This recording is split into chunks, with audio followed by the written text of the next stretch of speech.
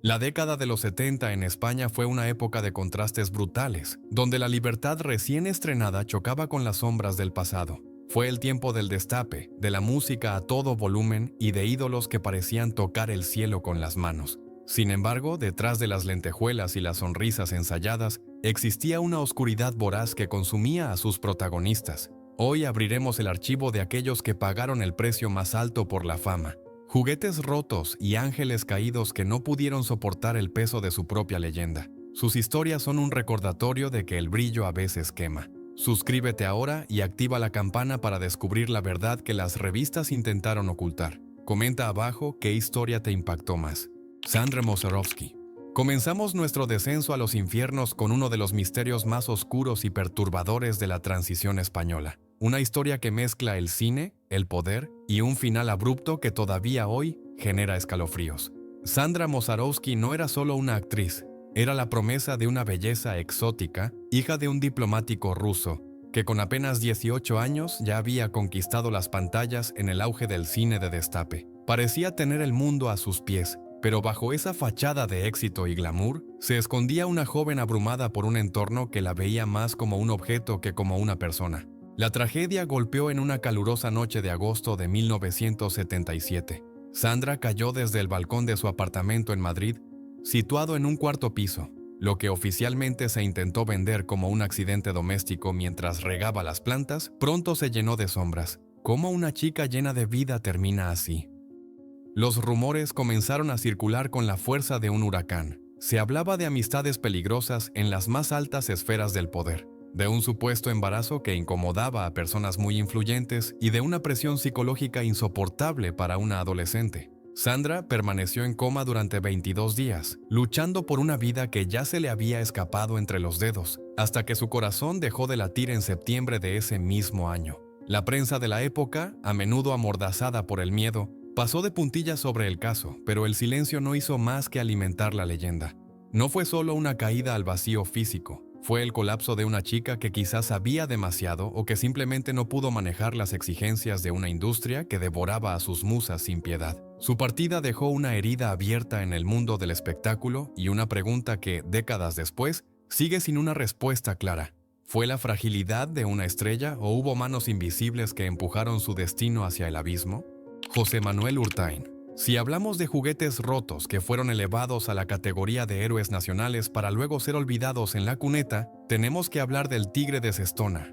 José Manuel Ibar, conocido mundialmente como Urtahin, fue mucho más que un boxeador. Fue un símbolo de fuerza bruta en una España que necesitaba desesperadamente ídolos a los que aferrarse. Durante los años 70, su rostro ocupaba todas las portadas, levantaba piedras de 100 kilos con una mano y derribaba rivales con la otra. Tenía fama, dinero y el aplauso de millones.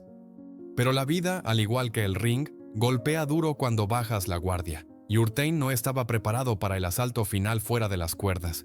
Cuando las luces del estadio se apagaron y la juventud se desvaneció, el gigante se encontró solo frente a sus propios demonios. El dinero que había fluido como un río caudaloso se secó debido a malas inversiones y a la generosidad desmedida con aquellos que decían ser sus amigos. El hombre que había sido el rey de Europa se vio acorralado por las deudas y el olvido. La transición de ser un dios del deporte a un hombre común con problemas económicos fue devastadora para su mente. No pudo encontrar su lugar en un mundo que ya no le aplaudía, y la desesperación comenzó a ganar la batalla día tras día. El final de su historia llegó en 1992, pero su caída emocional había comenzado mucho antes, en esos años 70 donde se gestó su gloria y su perdición. Días antes de que los Juegos Olímpicos de Barcelona mostraran al mundo una España moderna y triunfante, Urtahin decidió que ya no quería seguir luchando. Saltó desde la terraza de su domicilio, poniendo fin a su sufrimiento de manera trágica. No fue un accidente, fue la decisión de un hombre que, tras haberlo tenido todo, sintió que no le quedaba nada por lo que pelear. Su historia es el retrato doloroso de cómo la fama utiliza a las personas y luego las desecha cuando ya no sirven para el espectáculo. Amparo Muñoz. Ser proclamada oficialmente como la mujer más bella del universo debería ser la culminación de un cuento de hadas. Pero para nuestra siguiente protagonista, ese título se convirtió en una jaula de oro de la que pasó toda su vida intentando escapar. Amparo Muñoz es el ejemplo más doloroso de cómo la belleza física puede convertirse en una condena cuando el alma grita por libertad en un entorno que solo quiere maniquíes silenciosos. En el año 1974, en una gala celebrada en Manila, sus ojos oscuros y su elegancia natural conquistaron al mundo, convirtiéndola en la primera y única española en ostentar el título de Miss Universo. Sin embargo, detrás de la banda y la corona había una chica de Málaga que no estaba dispuesta a ser un objeto decorativo en manos de organizadores que dictaban cada uno de sus movimientos. Su rebeldía fue tan legendaria como su belleza. Apenas 6 meses después de su coronación, hizo algo inaudito. Renunció al trono, arrojando literalmente la corona a quienes intentaban manipularla. Se negó a ser una muñeca de feria que viaja de evento en evento sonriendo por obligación. Quería ser actriz. Quería ser dueña de su destino, pero la industria del espectáculo en la España de la transición era un terreno pantanoso lleno de depredadores. El cine de la época la recibió con los brazos abiertos, pero no por su talento, sino por su físico, empujándola hacia un tipo de cine donde la desnudez era la moneda de cambio habitual. Esa presión constante por ser el objeto de deseo comenzó a fracturar su estabilidad emocional, llevándola a buscar refugio en lugares equivocados y en compañías que no le deseaban ningún bien. Fue entonces cuando la oscuridad de la época, esa que atrapó a tantos jóvenes brillantes de su generación, llamó a su puerta. Amparo buscó consuelo en paraísos artificiales, cayendo en una espiral de dependencias químicas que la prensa sensacionalista se encargó de narrar con una crueldad infinita. Pasó de ser la reina del mundo a ser señalada y marginada, viviendo un calvario personal mientras su carrera se desmoronaba. Aunque luchó durante años para recuperar su dignidad y su vida, las heridas de esos años 70 y 80 nunca cicatrizaron del todo. Falleció en 2011, pero su espíritu se había roto mucho antes, víctima de un sistema que exprimió su juventud hasta la última gota y luego la juzgó por intentar anestesiar su dolor. Su historia es la de una rebelde que pagó el precio más alto por intentar ser libre en un mundo que la quería sumisa. Nadiuska. Si hubo una mujer que encarnó el deseo prohibido y la fantasía colectiva de la España de los años 70, esa fue Nadiuska. Su nombre sonaba a misterio, a lejanía y a una sensualidad que no parecía de este mundo. Llegó con una belleza germánica y unos ojos de un azul penetrante que hipnotizaron a todo un país que despertaba de una larga siesta moral. Durante una década fue la reina indiscutible del cine del destape, la musa que llenaba las salas de cine y las portadas de todas las revistas. Parecía intocable, una diosa de celuloide que incluso llegó a interpretar a la madre de Conan el Bárbaro junto a Arnold Schwarzenegger. Sin embargo, bajo esa capa de éxito internacional y glamour deslumbrante, se estaba gestando una de las caídas más dramáticas y desgarradoras de la historia del espectáculo español. Nadiuska no era de acero, era de cristal, y la industria se encargó de romperla en 1000 pedazos cuando ya no pudo sacarle más rentabilidad. El sistema que la encumbró fue el mismo que la devoró. Detrás de su carrera había figuras masculinas poderosas que manejaban sus hilos, decidiendo qué películas hacía y con quién debía relacionarse. Cuando Nadiuska intentó tomar las riendas de su propia vida y decir basta a la explotación de su imagen, las puertas comenzaron a cerrarse con una violencia silenciosa. A finales de los años 90, la mujer que había vivido en los mejores hoteles y cenado en los restaurantes más exclusivos se encontró atrapada en una pesadilla de soledad y confusión mental. Su estabilidad emocional se resquebrajó, incapaz de procesar el abandono y la crueldad de un entorno que la había tratado como mercancía de usar y tirar. Los rumores sobre su salud comenzaron a circular, pero nadie tendió una mano real para sacarla del pozo. La imagen más dolorosa de su destino final no fue en una pantalla de cine, sino en la vida real. Aquella diosa del celuloide acabó viviendo en la calle, durmiendo en bancos de parques y buscando refugio en cartones, convertida en un fantasma que vagaba por las mismas ciudades que antes la aplaudían. Su mente, agotada por el sufrimiento y la presión, se desconectó de la realidad, creando un mundo paralelo donde no pudieran hacerle más daño. Fue diagnosticada con problemas severos de salud mental y pasó sus últimos años recluida en centros psiquiátricos, lejos de los focos que tanto la quemaron. La historia de Nadiuska es el testimonio brutal de cómo la fama puede ser un veneno lento, y de cómo la sociedad es capaz de olvidar a sus ídolos en el momento en que estos dejan de brillar y muestran sus heridas humanas. José Luis Manzano. En la historia del cine español hay miradas que duelen, y luego está la de José Luis Manzano. Él no fue simplemente un actor que interpretaba un papel, él fue el rostro, el cuerpo y el alma sacrificada de toda una generación perdida que se estrelló contra la libertad malentendida. Icono absoluto del llamado cine kinky, ese género que retrataba la delincuencia juvenil y la marginalidad de los suburbios en la transición, Manzano vivió tan rápido y de forma tan imprudente como los personajes a los que daba vida en la gran pantalla. Su historia es la crónica de una confusión fatal entre la realidad y la ficción, donde el chico de la calle se convirtió en estrella, pero nunca dejó de ser vulnerable a los peligros que acechaban en las esquinas de un Madrid que hervía a finales de los años 70. Descubierto por el director Eloy de la Iglesia, quien se convirtió en su mentor, Pigmalión, y según muchos, en su perdición, José Luis pasó de la nada al todo en un abrir y cerrar de ojos. Con películas como Navajeros o El Pico, se transformó en el ídolo de miles de jóvenes que veían en su rebeldía y en su belleza salvaje un espejo de sus propias frustraciones. Pero la industria del cine no le ofreció un salvavidas, sino un escenario más grande para su autodestrucción. Lo que ocurría frente a las cámaras, esa relación con el crimen y las sustancias prohibidas, comenzó a replicarse con una exactitud aterradora en su vida privada. No tuvo que actuar el dolor ni la adicción. Simplemente dejó que la cámara captara la erosión real que estaba sufriendo su espíritu. La década de los 80, que para muchos fue una fiesta de color y música, para Manzano fue un descenso lento y agónico hacia la oscuridad. La epidemia de la heroína, esa plaga silenciosa que se llevó por delante a tantos talentos de aquella época, encontró en él a una víctima propicia. El dinero y la fama se esfumaron tan rápido como llegaron, gastados en mantener un hábito que lo consumía físicamente y lo aislaba del mundo real. Aquel joven que había sido portada de revistas y que prometía ser el James Dean español, acabó siendo rechazado por los mismos productores que antes se peleaban por él. Su deterioro fue público y notorio, una tragedia retransmitida película a película, hasta que ya no hubo más guiones que rodar. El final llegó de la manera más triste y predecible posible en febrero de 1992. José Luis apareció sin vida en el piso del director que lo había encumbrado, víctima de una sobredosis que puso punto final a su tormento. Tenía apenas 30 años. Su cuerpo fue encontrado en una soledad que contrastaba brutalmente con los aplausos que había recibido años atrás. Manzano no solo murió él. Con su partida se cerró un capítulo doloroso de la historia de España, recordándonos que el cine kinky no era solo entretenimiento, sino un documental en tiempo real de unos jóvenes que corrieron hacia el abismo pensando que era la salida.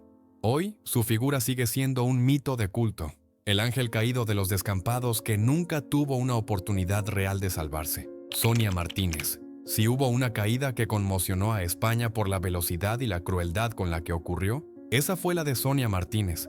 Para toda una generación de niños y adolescentes que crecieron en los años 80, ella no era una simple presentadora de televisión. Era la hermana mayor perfecta, la chica de la sonrisa eterna que cada tarde se asomaba a las pantallas en el mítico programa 3, 2, 1, Contacto. Tenía talento, carisma y una belleza dulce que la convirtió en el rostro amable de la televisión pública. Parecía destinada a tener una carrera larga y llena de éxitos, protegida por el cariño de millones de espectadores. Sin embargo, Sonia fue víctima de una hipocresía social atroz que la castigó con una dureza desproporcionada, empujándola hacia un abismo del que nunca logró salir. Su vida se rompió en 1000 pedazos no por falta de talento, sino por la rigidez moral de unos directivos que no perdonaron un error humano. El punto de inflexión en su destino ocurrió cuando unas fotografías semidesnudas suyas salieron a la luz sin su total consentimiento o bajo engaños. Nunca quedó del todo claro. Pero el resultado fue devastador. En una España que presumía de moderna y liberal, la televisión pública decidió que la presentadora de un programa infantil no podía tener un cuerpo ni una sexualidad. Fue despedida de manera fulminante, expulsada del paraíso mediático y señalada como una mujer caída. Ese rechazo laboral y social fue un golpe psicológico que Sonia no pudo encajar. De ser la niña mimada de la pantalla, pasó a ser una paria, y esa soledad repentina la dejó vulnerable ante los peligros que acechaban en la noche madrileña. La depresión se instaló en su vida y, buscando anestesiar el dolor de la injusticia, encontró refugio en las mismas sustancias químicas que estaban destruyendo a la juventud de la época. Lo que siguió fue un descenso a los infiernos retransmitido casi en directo por la prensa del corazón, que se alimentó de su desgracia sin mostrar un ápice de compasión. Sonia perdió su brillo, su salud y, lo más doloroso de todo, perdió la custodia de su hija, un golpe que terminó de destrozar su alma. La vimos vagar por las calles de Madrid, irreconocible, viviendo en la indigencia y luchando contra una enfermedad que en aquellos años era una sentencia de muerte segura. Aquella chica que explicaba ciencia a los niños acabó durmiendo en cajeros automáticos, abandonada por los compañeros de profesión que antes la adulaban. Su triste final llegó en septiembre de 1994, cuando apenas tenía 30 años. Se marchó en silencio, en una cama de hospital, lejos de los focos que tanto la habían amado y luego maltratado. La historia de Sonia Martínez es quizás la más dolorosa de todas porque nos muestra cómo la sociedad puede elevar a alguien a los altares para luego, ante el más mínimo tropiezo, empujarla al vacío sin miramientos. Ella no murió simplemente por una enfermedad o por sus adicciones, murió de tristeza, víctima de un sistema puritano que no le permitió ser humana y que le cobró un precio mortal por unas simples fotografías. Hoy, su recuerdo es un aviso sobre la fragilidad de la fama y la crueldad del olvido. Antonio Flores. Nacer bajo el foco más potente de España puede parecer un regalo del destino, pero para Antonio Flores, ser el único hijo varón de la inmensa Lola Flores fue una carga emocional que su corazón sensible nunca supo gestionar del todo. Desde la cuna, su vida fue de dominio público, un reality show antes de que existiera el concepto, donde cada paso que daba era escrutado por un país que adoraba a su madre. Antonio no era un artista de plástico, era un poeta urbano, un músico con una autenticidad desgarradora que compuso himnos de libertad y amor. Sin embargo, esa misma sensibilidad extrema que le permitía escribir canciones que erizaban la piel, también lo dejaba sin piel frente a las agresiones de la vida. Creció en una casa donde el arte se respiraba en cada esquina, pero también donde la intensidad era la norma, y en su búsqueda de identidad propia, se topó con los abismos que acechaban a los jóvenes de la movida madrileña. Durante los años 80, mientras intentaba demostrar que era mucho más que el hijo de la faraona, Antonio coqueteó peligrosamente con el lado oscuro de la noche. Sus batallas contra las dependencias químicas fueron una guerra abierta y dolorosa, luchada a la vista de todos. Hubo momentos de luz, donde parecía que el amor por su hija y la música lograban vencer a los demonios, pero la fragilidad de su estructura emocional siempre estaba ahí, latente, esperando un golpe lo suficientemente fuerte para derribarlo. Y ese golpe llegó con la fuerza de un tsunami en mayo de 1995. La muerte de su madre, el pilar absoluto de su existencia, la mujer que lo había protegido con uñas y dientes de sus propios fantasmas, le arrancó las ganas de vivir. La conexión entre madre e hijo era tan visceral, casi sobrenatural, que Antonio se quedó huérfano de alma. Durante los días posteriores al funeral, vagó como un espectro por la finca familiar de LRL, incapaz de concebir un mundo donde ella no existiera. El dolor era tan físico y tan insoportable que su cuerpo y su mente dijeron basta. Apenas 14 días después de enterrar a su madre, Antonio fue encontrado sin vida en la cabaña del jardín donde solía componer. Tenía solo 33 años. La versión oficial habló de un fallo cardiorrespiratorio provocado por una mezcla letal de fármacos y alcohol, pero España entera entendió que Antonio había muerto de pena, de una tristeza infinita que la química no pudo curar. Se fue en silencio, dejando un legado de canciones que hoy son patrimonio nacional, pero también dejando la sensación amarga de que era un genio demasiado frágil para este mundo. Su historia es la prueba de que el amor más grande también puede dejar el vacío más profundo y que a veces ni todo el talento del mundo es suficiente para salvarte de tu propia oscuridad. Enrique Urquijo. En la banda sonora de la España moderna, hay una voz que suena a cristal roto y a melancolía pura, una voz que cantó a la tristeza como nadie más supo hacerlo. Enrique Urquijo, el alma frágil detrás del grupo Los Secretos, fue el poeta maldito de la movida madrileña. Mientras el país celebraba el desenfreno y la alegría de los años 80 con himnos como Déjame, Enrique vivía una tormenta interior que nunca amainaba. Su talento era inmenso, capaz de transformar el dolor cotidiano en obras maestras que conectaban con el corazón de millones de personas, pero esa misma sensibilidad extrema lo dejaba indefenso ante una realidad que a menudo le resultaba demasiado hostil. No buscaba la fama ni los focos. De hecho, solía huir de ellos, refugiándose en la música como único escudo posible ante un mundo que le dolía físicamente. Pero la genialidad de Enrique caminaba de la mano de una sombra alargada y peligrosa. La epidemia de la heroína, que arrasó con lo mejor de su generación, encontró en él a una víctima propicia, atrapándolo en una lucha desigual que duraría décadas. Su vida se convirtió en un vaivén constante entre los escenarios, donde era adorado como un dios de la música pop, y las clínicas de desintoxicación, donde intentaba desesperadamente recuperar el control de su existencia. Hubo momentos de esperanza, especialmente tras el nacimiento de su hija, a quien dedicó algunas de sus canciones más hermosas, intentando aferrarse a ese amor puro para salir del pozo. Sin embargo, la adicción es un monstruo paciente que espera en cada esquina, y la fragilidad emocional de Enrique siempre fue su talón de Aquiles. A pesar de los esfuerzos de su familia y de su hermano Álvaro por mantenerlo a flote, la oscuridad siempre encontraba una grieta por donde volver a entrar. El desenlace de su historia es uno de los capítulos más tristes y solitarios de la crónica negra española. Una fría noche de noviembre de 1999, el cuerpo de Enrique fue encontrado sin vida en el portal de una calle del barrio de Malasaña, el mismo barrio que tantas veces había recorrido con su guitarra. No estaba en una mansión ni rodeado de lujos, murió solo, en la calle, como un anónimo más, lejos del brillo que su música había regalado al mundo. Tenía apenas 39 años. La noticia cayó como un jarro de agua helada sobre un país que lo había visto crecer y sufrir. Su despedida fue el reflejo cruel de su propia lucha, un hombre que lo dio todo en sus canciones pero que se guardó todo el sufrimiento para sí mismo, hasta que su corazón, cansado de batallar contra fantasmas químicos y emocionales, decidió detenerse para siempre.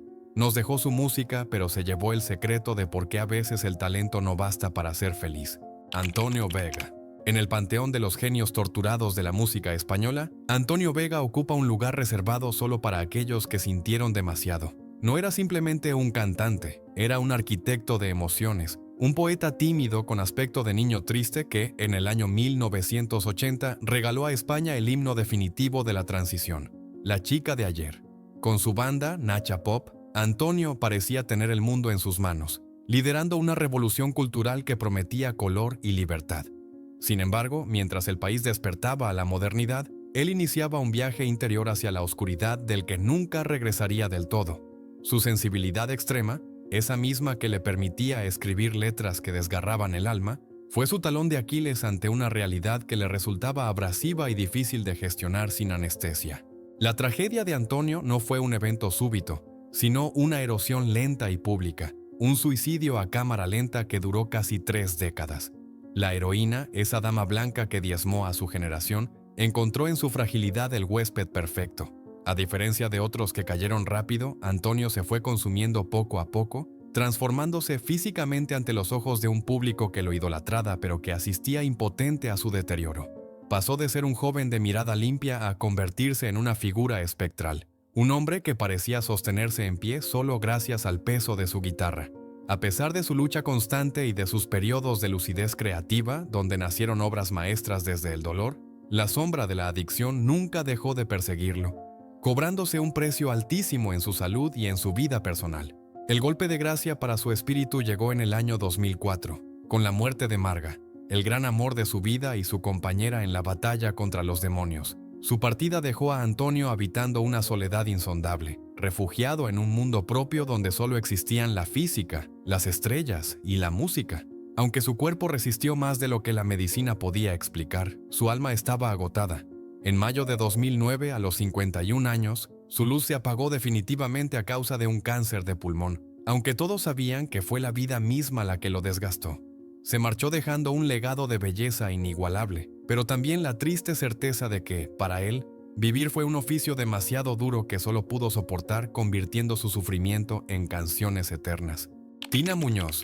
Cerramos este viaje por las sombras del espectáculo con una de las historias más desgarradoras y delirantes que ha presenciado la música española: el ascenso y caída de la mitad salvaje del dúo Las Grecas.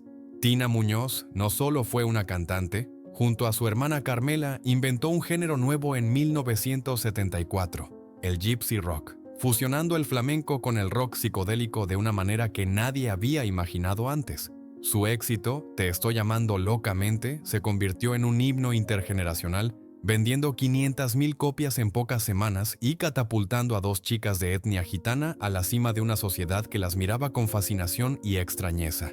Tina tenía una fuerza escénica arrolladora, una belleza racial y un carisma que la convertían en el centro de todas las miradas, pero su mente escondía un laberinto del que no sabría encontrar la salida. La fama repentina y el dinero fácil fueron gasolina para un incendio que ya estaba latente en su psique. A medida que los años 70 daban paso a los 80, la luz de Tina comenzó a parpadear. Diagnosticada con una enfermedad mental severa, la esquizofrenia paranoide, su realidad se fue distorsionando peligrosamente. En lugar de recibir la ayuda médica y la contención que necesitaba, su inestabilidad se vio agravada por el consumo de sustancias que desequilibraron aún más su química cerebral. El mundo de la música, que antes la adoraba, comenzó a darle la espalda cuando su comportamiento se volvió errático e impredecible. La tragedia familiar estalló de la forma más cruel posible cuando, en un brote de su enfermedad, llegó a agredir físicamente a su propia hermana, rompiendo para siempre el vínculo sagrado que las unía y poniendo fin a la leyenda musical de las grecas. Lo que siguió fue un calvario de casi una década que conmocionó a quienes la reconocían vagando por las calles de Madrid. La mujer que había vestido trajes de diseño y llenado estadios, acabó viviendo en la indigencia absoluta, durmiendo en portales y buscando comida en los contenedores de basura. Su deterioro físico era el espejo de un alma atormentada que había perdido el contacto con la realidad. Entró y salió de centros penitenciarios y psiquiátricos, convertida en un sombra de sí misma, olvidada por la industria que se había enriquecido con su talento. El final de su trágica odisea llegó en enero de 1995. Tina falleció en un centro de acogida de Aranjuez a los 38 años, víctima de una salud devastada por años de abandono y complicaciones derivadas de un virus inmunológico. Fue enterrada en una tumba sin nombre, un final indigno para la reina del rock gitano. Su historia es el recordatorio final y más doloroso de que el talento no es un escudo contra la locura, y de que la fama, cuando no se tiene una red de seguridad, puede ser el camino más rápido hacia la destrucción total.